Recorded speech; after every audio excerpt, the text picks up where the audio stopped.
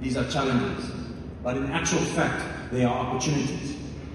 As Zimbabweans, we must come up with the solutions that indeed turn these into opportunities. And in my opinion, the women and the youth dividend that exists in this beautiful country and indeed will be the future and epicenter of this success story as we move and with speed towards President E.D. Mnangagwa's Vision 2030.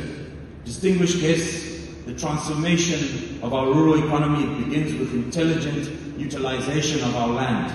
Let this endeavor be the spark that accelerates our journey from policy to production, ensuring a legacy for generations to come. It is now my singular honor and privilege to declare the 2026 Rural Industrialization and Economic Empowerment Endeavor officially open. Every district not only produces, but processes, packages, and profits.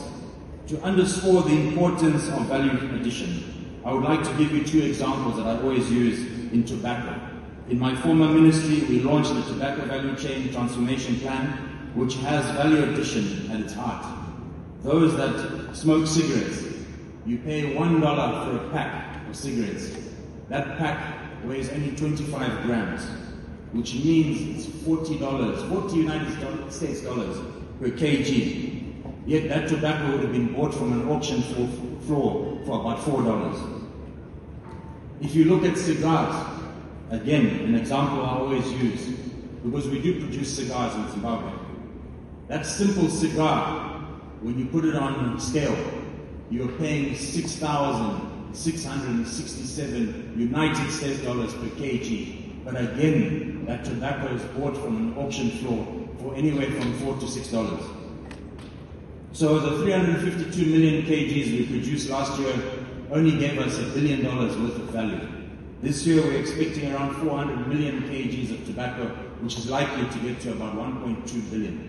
If we value add, you can understand that the multiplier effect will definitely benefit us as a country. Bedrock.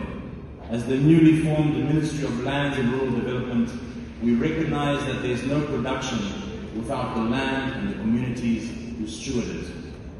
For over the past 5 years, our agricultural sector has proven its resilience, growing from a gross value of 5.2 billion United States dollars in 2019 to an impressive 10.3 billion United States dollars in 2025. The real story behind that number is indeed industrialization. The real story is ensuring that every dollar generated in the rural areas is multiplied through value addition within the district, rather than exported as raw material. But as we stand here in 2026, our focus has indeed shifted. The era of merely celebrating increased tonnage of primary produce is certainly beyond us. The era of merely celebrating increased tonnage and primary produce is beyond us, The next phase of our development journey, anchored firmly in the National Development Strategy 2, the Zimbabwe National Industry Policy 2, and the Agriculture and Food Systems Rural Transformation Strategy 2, is about value, beneficiation, and industrial might.